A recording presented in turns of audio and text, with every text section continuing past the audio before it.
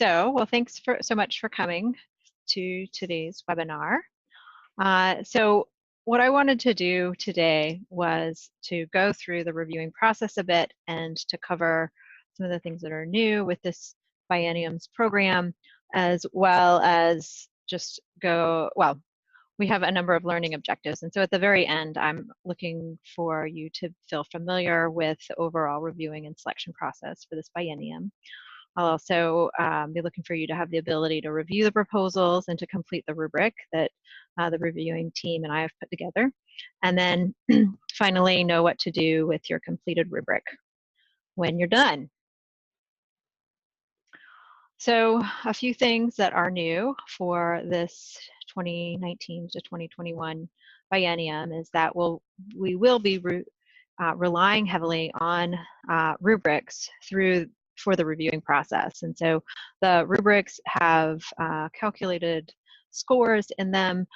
They use linguistic scale for responses, which are turned into numbers and scores. And we'll go through all of that. It may, some folks seem like a heavier lift than in the past, but because I'm asking reviewers this year to only review a subset of the proposals, 3 to 4, then hopefully that offsets that potentially heavier lift by going through the rubrics.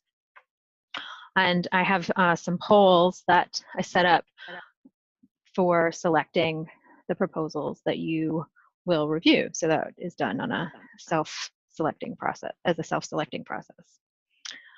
And then I'm also looking to get any questions prior to presentations on the proposals so that the presenters can prepare for those questions and have good responses at the presentation day event on May 30th. And so I'm hopeful that I can get those questions by May 26th, recognizing that's a Sunday of a holiday weekend. Perhaps a little earlier would be better, but yeah, that's fast approaching. So as soon as those can be provided, then that'd be great. So what else is new? So this year I have all the reviewing materials posted online. Those are on our Framework Development Program web page, which you can see the URL here, and I think that was provided in the email that I sent out. You can also get to these pages through the GIS.org and .gov's coordination and framework pages. There's a direct link to this page on the framework web page. So let's talk a little bit about this program page. One of the main pieces of information is the program contact information. It's here, so this is the email address that you send your rubrics to at the end. According to the schedule, you guys are fit in GPL, so that'll be by June 17th.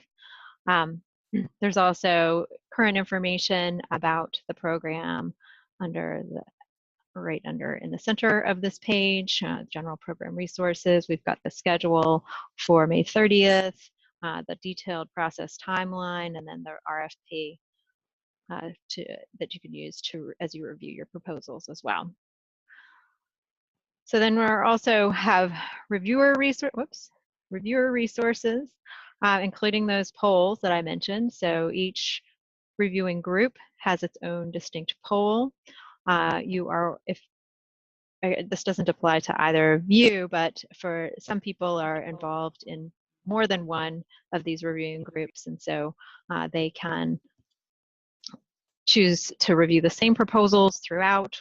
They could choose a different variety for each group. It's really up to them and what their schedule allows. Ooh, there we go. And then finally, there's a link to download the proposals and the rubrics. That connects to our FTP site. Some people have issues with FTP. So if there are any problems that you guys encounter, or you hear of anybody else encountering, just send them to me and I'll help them out. I found that it worked well so far. Oh, good. So then once you have that zip file, then you'll find that it looks something like this. The proposals form the bulk of, oh, my animations are messing up. So the bulk of the content are proposals. There are also letters of support that came in separate from the proposals themselves. There's a file that just contains abstracts and IDs, and then finally the reviewing rubric itself.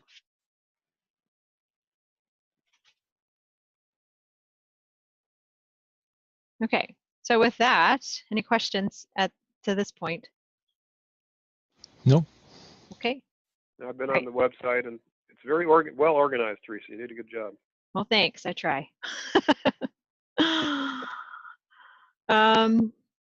Right. Okay. So with that, I think so. You've been to the website. I'm going to end my slideshow for the moment, and so you can see the download proposals and rubrics.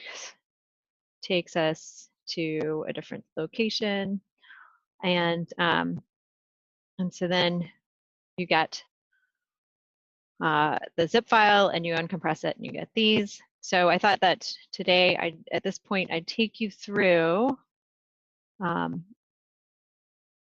rubric at this point. Catch my notes up. Let's see. So the general orientation of the rubric, we have some instructions located in the instructions tab, plus the schedule for when to turn things in. There's some information about what to do with any responses for which you'd like to enter a not applicable or NA response. And so I ask that anytime you run into one of those, you identify a neutral or average, whatever the central response is. And then there's also some guidance around yes, no questions, but I don't anticipate too many not applicable for those particular questions. There's a few words of guidance for each of the reviewing teams that will just help direct them to the appropriate tab. So you can find a tab that has all of the proposals. On this tab, one of the key pieces of information here is found in column A, and this is the recommended funding pool. So I went through each of the proposals and what they were looking to do, and I provide a recommended funding pool based on their proposal content. If you feel that for some reason I've chosen incorrectly, you are by all means welcome to hold that opinion and to act upon it.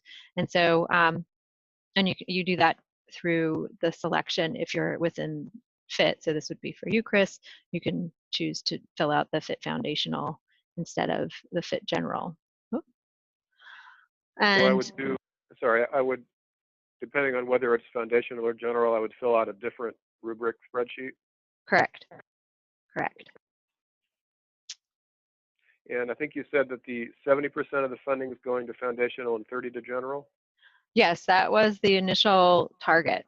It looks like we have the opposite of that in terms of the proposals that have been given to us. So there'll be more thinking about that. Okay, but we shouldn't base our reviews on how much they're asking for, or how should we think about that? I would say that in general, the FIT. Oops, that's strange. The FIT is not terribly concerned about budget. There isn't a review of budget by GPL as well as by PAC, and I'll also be looking at budget. So if you feel strongly about budget and you don't feel like you have a place to address budget within the rubric, then you can absolutely include comments below or wherever you feel as though there's the right amount of space for your comment. Okay. Okay. Yep. All right. Looks as though my rubric has gotten disconnected from what I what should be here. So hopefully that's not the case for what is posted online. So let's see, I had been on the proposals page or tab. So there's just there's attributes about each of the proposals, as well as you can see what the total requested amount is and some other information about each of the proposals. Then I have a page that just contains the reviewing team summary. It's in the same basic format as all of the other reviewing rubrics. So each of the rubrics has a title at the top. There's also a place to put your name. I'd ask that you do include your name, because I will be compiling all of the sheets into probably one spreadsheet, and it'll be useful for tracking each of the distinct reviews. So you can see within this sheet that there are opportunities to make selection to respond to the items through pull-down menus, and those are available for all the fillable cells. In this particular sheet for the reviewing team summary, I've taken the average across all the reviewers for each of the proposals, and that's what you see presented here. So this is for informational purposes only for you folks. And then at the very bottom, you can see the calculated score average. And so the reviewing team in particular was focused really on, not on content, but rather on format and formality. And so was it received by the deadline? Did it meet all the criteria laid out in the RFP in terms of the sections and the font, page limits, etc.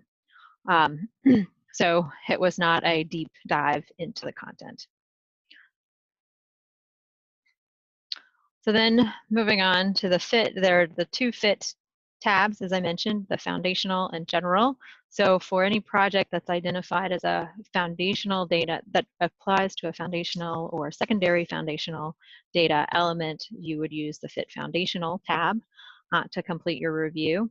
Again, it's got a name field at the top where you can fill in your name. You've got the opportunity to select responses, and then the scores for each of the sections is calculated, and finally a final score is calculated at the very bottom. In order for any of these scores to be calculated, all of the cells in that column that are fillable need to be filled. But there are a couple places where responses don't contribute to the score, and you can see two of those down here in rows 39 and 40. These are for informational purposes only. So Teresa, since I'm not familiar with a lot of the teams in government, so I won't know a lot about their experience and things. Can you mentioned at the start as to what I would put in if I didn't know, couldn't answer it. So in this case here, you've highlighted 6, experience of the team. So if I were to fill that out and didn't have an opinion, what number would I put in there? I'd say no, neutral. Neutral. Yeah. Okay. Yeah, and so ideally they've provided you with enough information in the proposal itself, as there was a section in which they could do that. Yeah, okay. Okay. So then the fit general sheet is very similar to the foundational one, with some differences in wording. I did get a question about spatial extent, and some of the data elements are spatial in extent. Some of the projects come across as more as just working on one section, and in general, there should be some statements if it's not statewide, and it could be, because that's the nature of that particular phenomenon, then they should provide some sort of evidence around that. But it doesn't have to be statewide. It does not. Project. Sorry, go ahead. I'm interrupted. Yeah, it doesn't have to be statewide to be a useful project, useful fundable project. It does not have to be statewide. However, statewide as an extent as appropriate. Obviously, coastal is not statewide, but it would be considered statewide because of the nature of that phenomenon. we do favor statewide extent projects. So if the phenomenon is statewide and they're not providing statewide data, then that would be a downgrade for that item. Exactly. Okay. So you could mark it as neutral or disagree. Okay.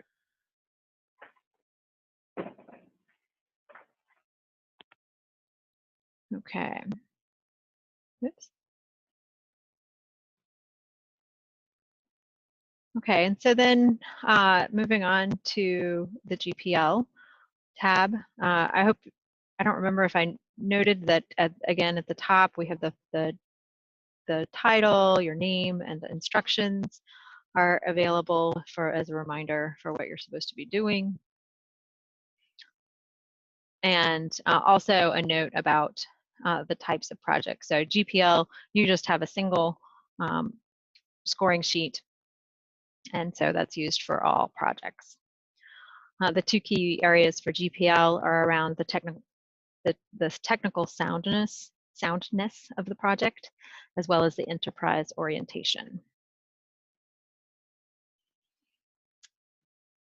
There was a question about standards and and how to address standards. So for data, a lot of our data, we do have data standards, but certainly for a project such as a web app, we don't have a data standard for that necessarily, but there are common practices or common operating standards to develop that web app. And so you would, if you're looking at one of those proposals, then you would think about the standards for web app development. And so ideally, we don't have a proposal that's creating its own new language that will be used by this app and this app alone in the world. And so that so it can be passed on and modified in the future or adapted as needed.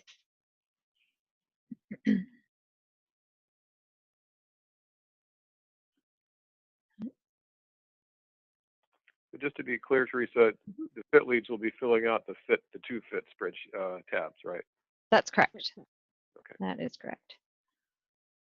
So, and then PAC has their very own sheet. And then finally at the back are definitions. And so these are just the definitions that are used in the data validation pull down lists that you have available.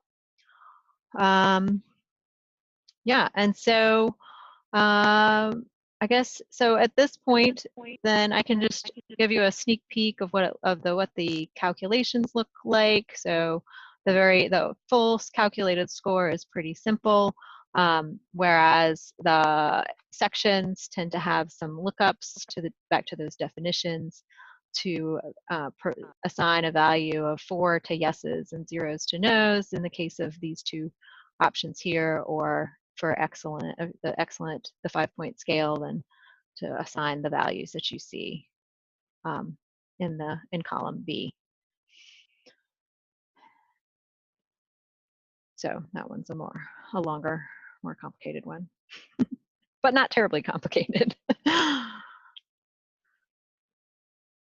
Okay. So let's see, I think that wraps up the rubrics. Are there any other specific questions that you'd like to look at in the spreadsheet? Good. Okay. Nothing comes to mind right away. It looks pretty clear. I'm sure it'll make a difference when I'm actually filling it. Okay. Yep. All right. Well, yeah, so I guess, so with that, then, let's see.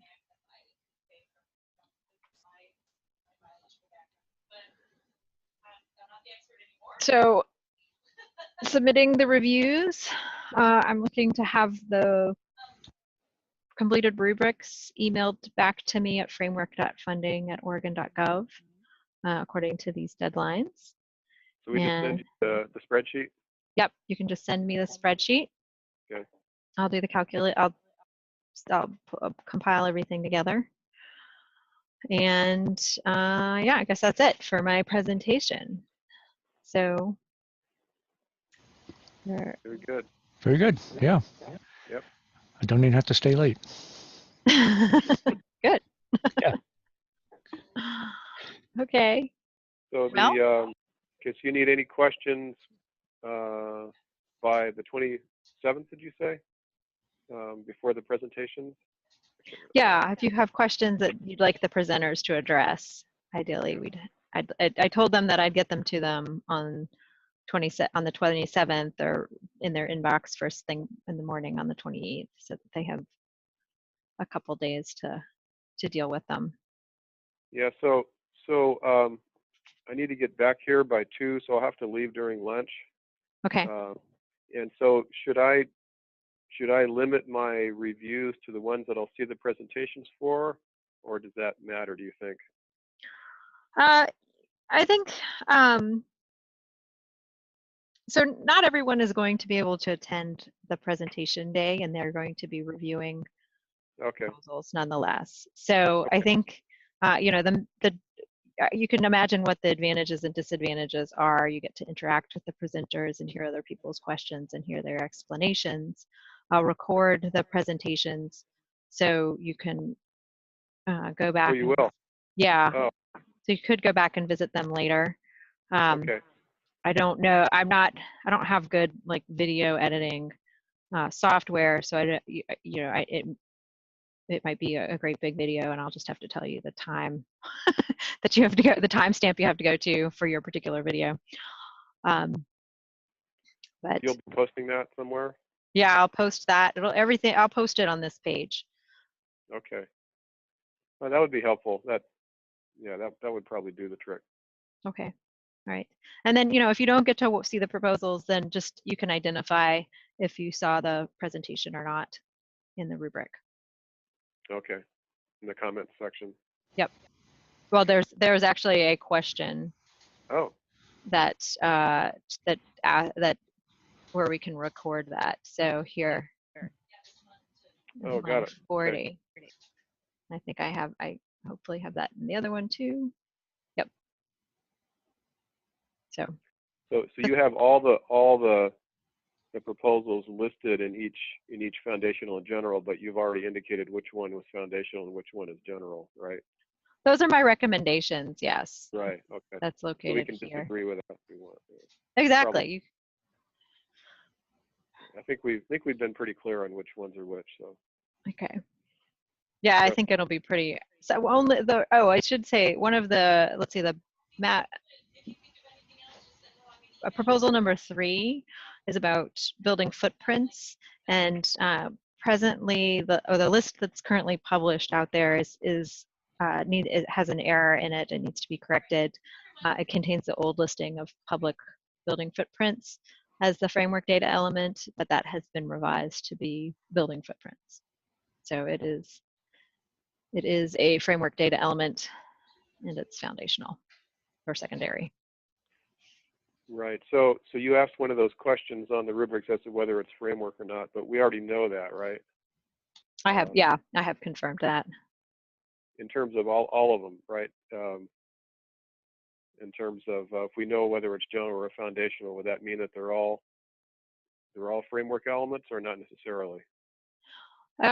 Well, I think that the Reinerson one, for example, is they propose the development of these things that they call super tracks, which I don't believe which are not. Oh, census tracks. Okay. Yeah, they're composed from census tracks, but I don't believe that they are used presently. Okay, not yet a framework element. Right.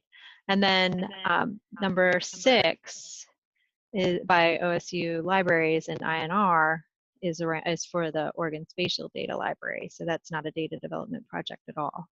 Right. Right. Okay. Got it.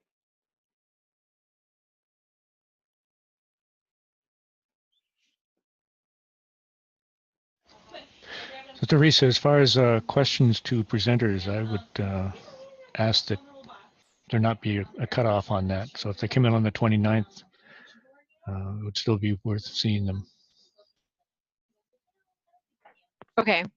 You mean the okay, yeah. If there are any questions for the presenters. Okay, yeah, I mean, I was looking. I guess I wanted to put a deadline on it so that just to make sure that I get them and that they get packaged. I don't know, in time for presenters, and so I guess so that if they get to me before, sooner, then they're guaranteed to make it to the presenters in time for them to address them. And if they come later, then it's not as certain that they'll be addressed. Yep. No, as you say, with the weekend here before this, we'll just see what we get. Right. Right. Okay. Great. Well, again, this looks good. Very well organized. Thank you. Yep. Okay. Well, let me know if you have any more questions. Will do. Thanks very much, Teresa. It was great. Yeah. You're welcome. Thank you. All right. Bye-bye. Okay. All right, see ya. Bye. Bye.